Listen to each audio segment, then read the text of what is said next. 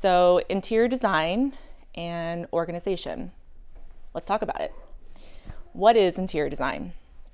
It's not interior decorating. It's not putting artwork on walls. It's actually the interior shell of the building. Everything that goes within the inside of a building, whether it's a home or an office, something residential or commercial.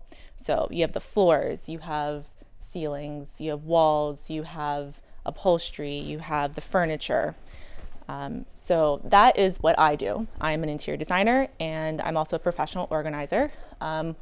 Organizing is decluttering. So I go into homes, primarily right now, and I help people decide what they want to keep, what they want to donate, and what they want to sell. And I work through the mental declutter of that process. Okay, so tonight we're going to do two parts. One, I'm going to talk about my business model and my background. And then the second part is a little bit of a possible business expansion, some product research and just concepts that I came up with recently that I wanted to share and get your feedback about. So my business model is, as I've mentioned sort of already, it's service-based. So it's not product-based, it's completely in person. I go and I work with clients, both B2B and B2C. It primarily in Lancaster, but also I work with other clients in the surrounding areas. Mostly women, ages 40 to 60 is my clientele when it comes to organizing. But I will say that I do have a variety of clients on the outlying side as well, but that is my primary demographic. And I put values change because something I noticed as I have been doing my business, I've had my LLC for about 2 years now, and this year I went full time with my business, but I've noticed that the clientele that I actually end up working with are those who value actually wanting to move forward. I think a lot of times people like the idea of organizing and having their space look good, but also like it's a functionality thing. It's an idea of like, are you ready to let go of that season of life from before to move forward? That is part of that process. And that's what I work with people for. I'm not just an accountability buddy, which is part of it, that I show up and like, we're doing it, I'm here, it's happening, but also to take that step for real and make that decision. There's a lot that goes into it. And then on the interior design services side, again, same thing. I work primarily in person, and I work mostly more B2B, where I'm working with either a business and providing services, interior design services for them, or I am working with an individual, but again, it's more of like I'm doing the entire project. So I started organizing back in 2019, and a little bit about how I got here. How did you start organizing? Out of necessity, of course. I got to a point where I was hosting people into my home, and I spent more time moving things around and putting things under beds and cupboards and whatever than actually spending time with the people that I actually enjoyed. And that not balanced situation was the point where I was like, this is not working out. I'm spending more time trying to find my keys than actually like getting in the car and doing what I need to be doing. So I have a master's in interior architecture, and with that comes I have a lot of software knowledge. So I'm not just picking finishes, but I also can do and understand the circulation and floor plans of a building. So my specialty is understanding like human use of space, how we flow and circulate from the moment you came through these doors. And as you notice, like the room opens up. So you have this expansion, and then you're going to be like, okay, well, this is the side where you sit. That's where you go over and hang out and go to the little, the little bar area to get your food, the bathrooms in the back. Like someone designed this building a long time ago and decided that's where every area is going to belong. And yes, I can do residential and commercial. Right now, most of what I do is residential, but with commercial, that involves building codes and a lot of regulations. So I actually was at feed the founder. And I think this is where I had this idea. And essentially going with my organizing clients, and a lot of times I go into people's homes and we have conversations, and we start with the decluttering process. So it's decluttering, then organizing, and then maybe interior design, and then cleaning, or maybe cleaning, but I don't do the cleaning. Someone else does the cleaning. And with that is there's always these miscellaneous items that happen to just show up, and they're like, well, this is important to me, but like, where does it go? Where is the quote unquote home of where that item belongs? And sometimes when you put something away and you put it into like a little container that's clear and you can see it, you're never going to see it again because there's no visual cue. I know for myself, if I don't see something, it's not happening. If I don't see it, I'm never going to use it again. I'm never going to wear it again. That's how it works for me. So in my mind, I was like, let's create what I'm calling an imprint mat system. Essentially, it's about like the thickness of like a solid magazine. It has like this maybe like rubbery material that holds the memory of the items. So that the idea is that once you take them off and you say use that item, but it's still there so you can see the quote unquote imprint. So to remind you that, hey, like you need to return it back to that place. So it's not necessarily a bin. There's a lot of organizational items on the market for stuff like that, but this is more of like having something on your counter that is something that you use every day in a way that reminds you to, know where its home is. And just a few things about that concept. So the idea would be to integrate it with my organizing services. So I would do an organizing service, or have a session, with a client, and then be like, by the way, like I have this product. But also it's a tactile thing. It's that you visually see it, and then you also physically feel it. And it's a way to bring in the sensory aspect of how a lot of people interact. Maybe if they have, like, say, ADHD and they just need to like bring back into a space, they see something, it's a regulation moment. There's a lot of aspects to that that play a role in this type of product. And then here is just a general, and we don't have to read everything, but kind of the goal of what I was hoping to bring into this was that it's long-term imprint. So I've, I have talked to a few people about the idea of like you can use AutoCAD and then you 3D print. But the thing is that I need a product that doesn't have something already printed. It's more like the item itself takes the shape. And then these are just kind of like the different type of manufacturing methods that I've kind of considered. I've done some little bit of research on. And again, this is very preliminary, but the idea is, again, like I have the dual sensory visual and tactile cue. You see it, you know it, you use it, you remember, and things have quote unquote a home. So 2 questions. First is, what kind of materials or manufacturers might help me explore early prototypes? Or if you've worked in product design, what early steps would you recommend? You mentioned that you were mostly in the residential space so far. Have you thought about what types of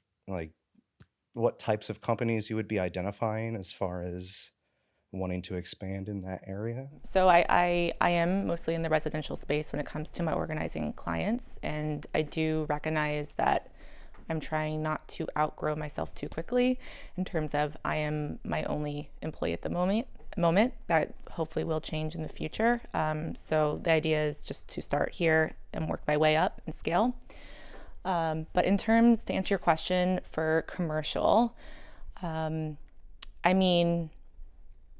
it would probably be companies that have a lot of small tools, like you said. And I would say, I would say probably, I'm not going to go into like maybe specifics, but companies that are very like niche or very high tech or require that like everything is about precision, because the type of client that I would see from like that type of scale, when a commercial or business side, they would have to care what they have in front of them. It would not be just an inventory thing. It would be like the precision and the level of detail of what their work is doing would require something like that. I don't have a specific question, but a couple add-ons and things to noodle on. We have a junk drawer in our kitchen, and my wife randomly had time to like go through it, and now it kind of looks like your imprint mat system, but the problem is underneath it is just like a wooden, flat cabinet. So things will slowly come out of place. She also used to work in andrology and embryology, so lab technicians, very small, numerous tools, need to go back a specific place, very expensive if you lose them, very easy to break. I don't know if they had imprint mat systems, but that was a kind of two use cases I thought of. Going back to the more therapy, decluttering aspect of your business, have you met or spoken with or thought about kind of expanding into restoration companies? So a lot of the times when they're coming in to do, water damage cleanup or fire cleanup, they find out, well, this accident started because the people are hoarders or living in a cluttered environment. Those things are more likely to happen in those areas, and they're more there from a restore perspective physically, but maybe not mentally or bettering it, right? They're trying to put it back the way it was, not necessarily better. So I'd be curious if you have any thoughts on that. Yeah. To just recap what you said, the junk drawer, perfect example. I think when I was thinking about this, I think I was standing in my own bathroom thinking like, I have all these little miscellaneous things that go toiletries, like this needs to go somewhere. And then I had a conversation the other day with an organizing client about the same thing where they were working in their office and they didn't want to have everything, but they needed some stuff and everything was very particular where it was placed. So yes, junk drawer was great. What did you say? You said the lab techs. That was great. Yes, agree. Barbershops. I would say where I would start would be with a piece of cardboard and some tape and try it yourself on your counter. Recruit 3 of your friends to try it on their counter and prototype it out and test it. Yeah, I think it's the material that I mean, I did a little bit of research online of what like materials that exist, I think. And like there's memory silicone, there's like bioplastic, there's high density memory foam with gel overlay. I mean, those are very, very specific type of materials that I don't think I'm going to have access to, but maybe I could. I'm curious what you mean by the cardboard, though. So I'm in technology, and over you see people hiring a team, hiring a design agency, building things out, and then having a product that maybe wasn't as valuable as they thought. And they go through a pivot and they try to do something else and try to do something else. And so if you would just take a piece of cardboard and put some tape on it for where your glasses go and where this goes and where that goes, and get in the habit yourself of using that, then even though the material isn't there, it gives you a little bit of an idea if there's value in creating a space for these items from a template. Yeah. So it lets you kind of test that idea. Like practice with it as if it was the actual And map. I know that it's more valuable with, memory foam or like a permanent memory foam. But if that's hard to get to, you could at least do some of the testing on the concept of a place that's a template for specific items that's marked. Right. And if at the end of the night you never put your keys there, even though there's a space, then maybe you need to have idea 2. If you're like, I am so happy I have a place to put my keys where it says keys every day, then you might be onto something. So to play off of that the general gist of that is that's like building a minimum viable product and MVP testing.